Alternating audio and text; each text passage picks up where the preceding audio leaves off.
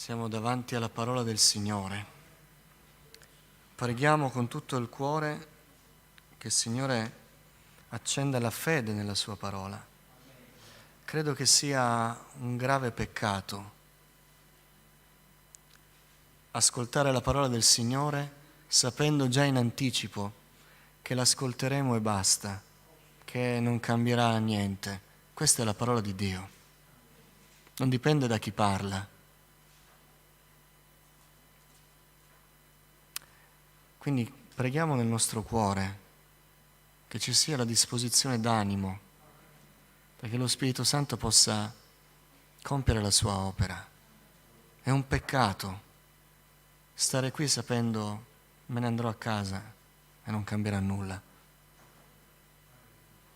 Dio ci ha dato la sua parola per salvare. Luca 23, dal verso 33. Quando furono giunti al luogo detto il Teschio, vi crocifissero lui e i malfattori, uno a destra e l'altro a sinistra.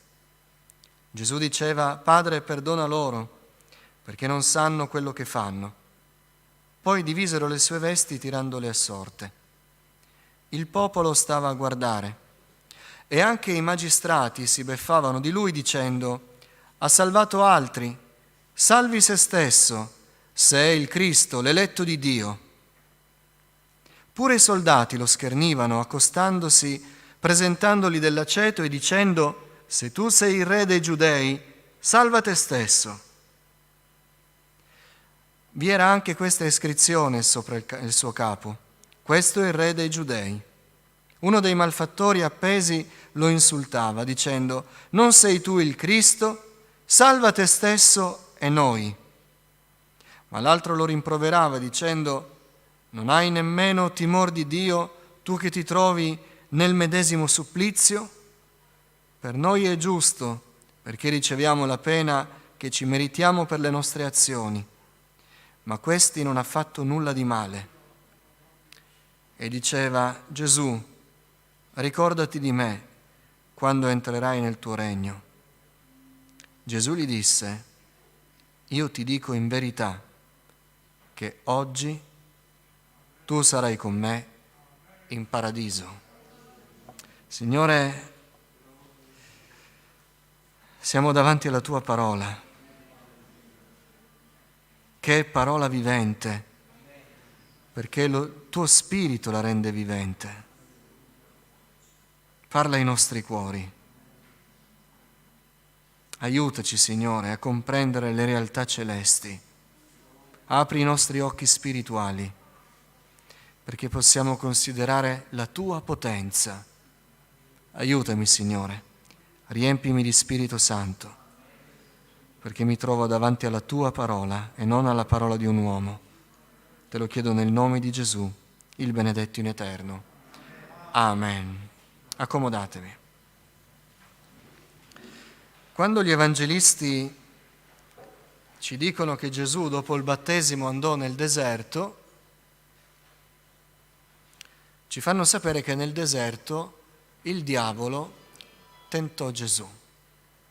Lo tentò per 3 volte e nella tentazione del diavolo, la tentazione era una sfida a Gesù. Se fai questo, se fai questo. E poi ci fanno sapere gli evangelisti che dopo quel momento di tentazione il diavolo lo lasciò fino a un'altra occasione. E noi sappiamo quindi che Gesù fu tentato in tutta la sua vita, non soltanto nel deserto e poi ebbe gioco facile. Il diavolo lo tentò, tant'è vero che addirittura il Signore chiama Satana Pietro quando gli consiglia di non avvicinarsi a Gerusalemme. E lì c'era anche un tentativo ennesimo di scombinare il piano del diavolo, cioè di Dio da parte del diavolo, e non arrivare all'opera del Golgota. Noi ci troviamo qui, io ritengo, davanti all'ultima tentazione di Cristo, l'ultima volta, gli ultimi minuti, l'ultimo tempo in cui il diavolo ha provato a scombinare il programma di Dio, a mandare all'aria il piano di salvezza, fino all'ultimo istante. Il diavolo ha provato a chiudere la porta della grazia, ma sia benedetto il Signore, che il diavolo non ha alcun potere su Cristo Gesù il Salvatore. E quella tentazione non fece cadere il nostro Signore. E oggi siamo qui a lodarlo e a ringraziarlo per la vita eterna, perché Gesù non ha ceduto alla tentazione. Alleluia. Ma la tentazione è sicuramente qualcosa di aberrante, qualcosa che ci deve fare inorridire. L'Iddio Santo, colui che non ha conosciuto il peccato, il diavolo non ha avuto nessun timore di procedere, avvicinarsi a Lui per farlo cadere nel peccato, Lui che è santo e odia il peccato. Ma Cristo Gesù non ha ceduto, alleluia, e ci ha salvati. In questo brano c'è una triplice tentazione e un bombardamento finale al Signore che è crocifisso, è debilitato nel corpo, è abbandonato dagli amici, è inchiodato alla croce, è stato flagellato, è stato schernito con quella targa che voleva essere una presa in giro. Ecco il re dei Giudei, come se fosse un giullare di corte, uno zimbello davanti a tutti. E in quella situazione il diavolo fa il suo ultimo bombardamento, 3 colpi inferti al nostro Signore, in 3 aspetti della sua signoria, per buttarlo giù dalla croce, per farlo scendere, per tentarlo a cambiare il piano. E 3 volte in questo brano noi sentiamo dire al Signore: scendi dalla croce, scendi giù, scendi giù. Perché? 3 perché, 3 condizioni, 3 se. Se tu sei questo, scendi giù, da una dimostrazione, fa qualcosa di grande. Tentazione, sfide, provocazioni che arrivano da menti accecate. Dio non voglia che questa mattina qualcuno di noi, pur non tentando Gesù, sia però accecato nelle conseguenze di queste tentazioni, perché queste tentazioni minavano alla base la fede in un Signore che è potente, che è sovrano e che vuole salvare. E se anche noi non arriviamo a tentare il Signore, però noi possiamo scadere nell'incredulità e smettere di credere in un Dio che è potente, che è sovrano e che vuole salvare. E dritti dall'inferno arrivano queste ultime 3 parole. La prima, dai magistrati che si beffavano di Lui: ha salvato altri, salvi se stesso, sei il Cristo, l'eletto di Dio, il Figlio di Dio, l'Onnipotente. Se Lui è il Figlio di Dio, scenda dalla croce, salvi se stesso. E noi crederemo. In altre parole, costoro misero in discussione la potenza di Cristo, la potenza di Dio. Se Lui è davvero l'Onnipotente, se Lui è davvero colui che ha dimostrato in passato la sua potenza, se non la dimostra ora, tutto quello che ha fatto in passato è vano, è inutile. Quella potenza era uno scherzo. Se Lui è il Figlio di Dio, salvi se stesso. Se è davvero potente, e questo è il momento che ce lo deve dimostrare. E questo è il momento in cui, da uomo inchiodato, deve dirci che non è così, che le cose non stanno così, che Lui è l'Onnipotente e può sciogliere il ferro dei chiodi, può liberarsi dalla croce, può scendere dalla croce. Allora crederemo. Se sei davvero potente, scendi dalla croce. Eppure, nonostante quell'uomo inchiodato parlava di impotenza piuttosto che di potenza, eppure era proprio la presenza di Gesù su quella croce a proclamare l'atto di potenza più straordinario che la storia poté mai vedere. Perché sulla croce il Signore con potenza rompeva le catene della morte, scioglieva il legame del peccato, manifestava la sua onnipotenza non soltanto sulle cose terrene e materiali, ma sulle cose spirituali, quelle che ci avrebbero mandato all'inferno. E giusto dall'inferno arriva questa tentazione: se sei davvero potente, scendi dalla croce, fa qualcosa di visibile, noi lo vedremo. Fratelli, non ci tenti il maligno, facendoci credere che nonostante quello che noi vediamo, Cristo non è potente, perché il Signore sta compiendo forse l'atto più potente nella nostra vita e noi possiamo essere accecati e non vederlo, possiamo assecondare la tentazione che ci spinge all'incredulità, a farci dire che nulla cambierà, perché Dio tutto sommato non è così potente, non è così. Dio è potente, Dio è onnipotente. E forse mentre noi stiamo dicendo che non sta facendo nulla di potente, proprio davanti ai nostri occhi ciechi di incredulità, Lui si sta muovendo nella sua onnipotenza per spezzare i legami che prima non eravamo capaci di spezzare. Fratelli, Dio può ancora tutto. Amen. Dio può ancora tutto. Se lo vediamo sulla croce, noi non stiamo vedendo un uomo impotente, noi stiamo vedendo l'onnipotenza del piano di Dio che salva, libera, guarisce, battezza nello Spirito Santo e compie ogni prodigio, cambia le vite, perché Lui è potente. Alleluia. Subito dopo i magistrati, a ruota, senza tregua, dissero i soldati, arrivano, gli danno l'aceto, glielo presentano, si accostano, lo scherniscono e gli dicono: se tu sei il re dei giudei, salva te stesso. Perché un re dà un comando e viene liberato, perché un re ha l'autorità, perché un re è sovrano. I magistrati misero in discussione la potenza, i soldati misero in discussione la sovranità di Cristo. Se tu sei davvero il re, tu che hai risposto a Pilato con una parola indisponente, tu non hai alcuna autorità, Pilato, ma ti è stata data da qualcuno che è più in alto di te. Cioè tu non stai comprendendo che quello che sta accadendo qui non è il gioco di un piccolo procuratore ai confini dell'impero, ma c'è qualcosa di più grande, di un piano migliore, un piano dove c'è un sovrano che sta portando a termine il suo programma di salvezza.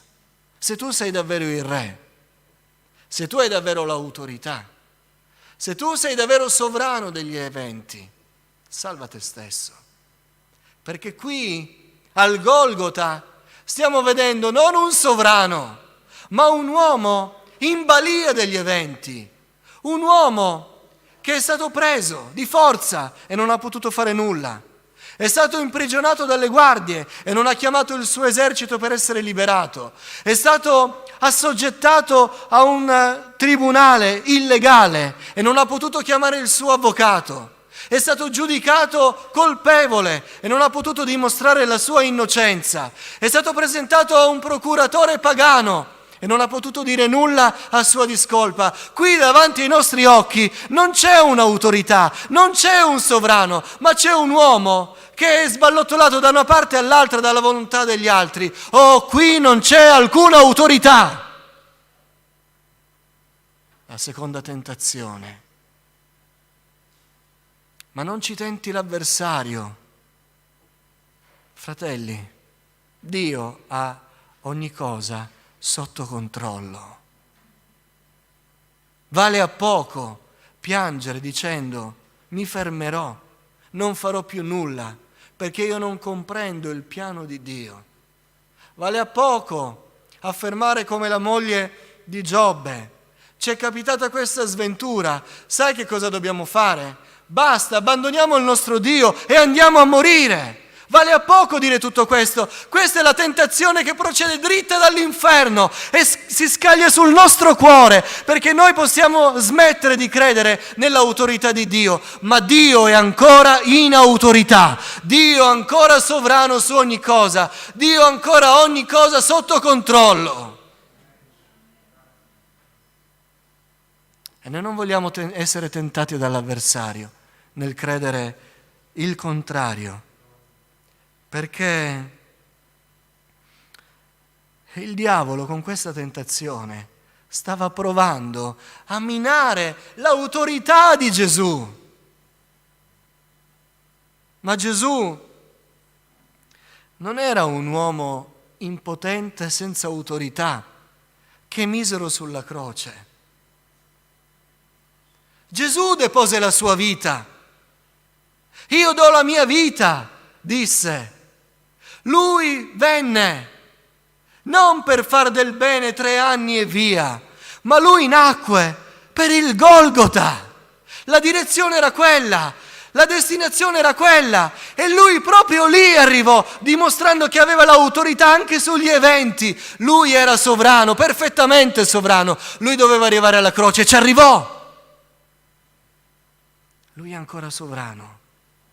Lui sa ancora come governare la storia. E Lui sta ancora governando la storia della nostra vita. Se siamo nelle sue mani, Lui è sovrano. Se c'è qualcuno che si è fatto tentare da questa tentazione di non credere più che Lui è il sovrano della nostra vita, ha l'autorità sulla nostra vita, non ceda alla tentazione, continui a credere che Dio ha ogni cosa sotto il controllo. Forse la storia della nostra vita col Signore deve passare dalla croce, deve passare dalla prova, ma questo non significa che il Signore non è ancora sovrano, anzi è una proclamazione di autorità. Il diavolo non ce la fece a farlo scendere di croce, perché Gesù era ancora in autorità. Sei provato? Sei scoraggiato? Pensi che il Signore ti abbia abbandonato? Non è così. Non credere alla menzogna del diavolo. Gesù ha ogni cosa sotto controllo. La terza tentazione, dopo i magistrati, dopo i soldati, pure il ladrone. Se tu sei il Cristo, salva te stesso e noi. E anche noi. Era interessata questa parola, ma stava dicendo: di un po' Gesù, ma tu non sei venuto per salvare gli uomini. Ora se muori, quale altro uomo salverai? Ti sto dando la possibilità in questo momento, salva te stesso per salvare altri 2 uomini, me e quello dall'altra parte, i 2 ladroni. Devi salvare gli uomini? Ti sto dando la possibilità. Sei venuto per salvare l'umanità. Ci sono 2 ladroni a fianco a te che stanno per morire. Non vorrai tu salvarli? Stava mettendo in discussione la missione di Gesù. Se muori adesso, la tua missione non vale a nulla. Hai salvato per 3 anni, devi salvare ancora Gesù. Se muori non salverai più. Stai dicendo, Gesù, che è finita la missione. Sei arrivato al capolinea. Tu non salvi più. Che il Signore ci aiuti a non cedere alla tentazione dell'avversario che vuole farci credere che Lui non è più capace di salvare. Tante volte rimaniamo perplessi, scoraggiati, ma questo non riguarda la potenza di Dio né l'autorità di Dio, riguarda noi. Ma fratelli, con tutto il cuore vi voglio dire, alla luce del Vangelo, che Gesù è potente a salvare gli uomini ancora oggi. E può salvare con potenza, proprio perché quel giorno, in quel bombardamento di tentazioni che volevano buttarlo giù dalla croce, Lui non cedette, rimase sulla croce per la mia salvezza, per la vostra salvezza e per la salvezza di chi ancora in questo momento, ascoltando questa parola, non ha ancora ricevuto Gesù nel cuore. Gesù è morto sulla croce per salvare e ha salvato, nei secoli ha salvato migliaia e migliaia di persone e salverà ancora, perché Egli è venuto per salvare. E la salvezza di Cristo trasforma il cuore, fa nascere di nuovo. Se c'è qualcuno che pensa che Gesù non salva, non cambia, non trasforma le vite, non ceda a questa tentazione. Gesù salverà ancora. E salverà ancora perché non è sceso dalla croce. Salverà tuo marito, salverà tua moglie, salverà i tuoi figli, salverà i tuoi genitori, salverà i tuoi amici. Gesù salverà ancora. Egli è venuto per salvare. Del resto, se volete una prova che è capace di salvare, guardiamo noi stessi. Ha salvato noi. Non salverà anche gli altri. Dall'inferno, negli ultimi minuti della vita terrena di Gesù, arrivò un bombardamento micidiale. Le ultime tentazioni, le ultime carte che il diavolo poteva avere per fermare il piano di Dio di salvezza, per la mia salvezza, per la vostra salvezza, arrivarono fino all'ultimo istante. Ma alla fine il diavolo dovette chiudere la bocca. Alleluia! Fratelli, dopo l'ultima parola che procede dall'inferno, se noi non cediamo alle menzogne del diavolo, ascolteremo la prima parola che procede dal paradiso. Gesù disse, quando cessarono le tentazioni, aprì la bocca finalmente e disse, io ti dico in verità che oggi tu sarai con me in paradiso. E quando Gesù diceva io ti dico, stava manifestando la sua autorità. E dicendo che oggi tu sarai con me in paradiso, stava rivelando ancora la sua potenza di varcare ogni limite, anche della morte terrena. E quando stava dicendo al ladrone, oggi tu sarai con me in paradiso, stava dicendo, oggi, ancora in questa giornata così sventurata, dove nessuno mi ha visto guarire malati, moltiplicare pani, fare miracoli, oggi, in questo giorno funesto, io salvo e salvo te. La prima parola del paradiso arriva subito dopo che abbiamo ammutolito le parole dell'inferno. Gesù ha una parola per me e per te questa mattina. Se noi mettiamo a tacere l'avversario che ci vuole convincere che Gesù non può fare più nulla, non è così, è una menzogna. E le menzogne ci manderanno all'inferno se ci crediamo. Ma Gesù è venuto per dirci la verità. E la verità è che Lui è ancora l'Onnipotente. Lui è ancora colui che ha l'autorità sulla nostra vita e sta guidando ogni cosa.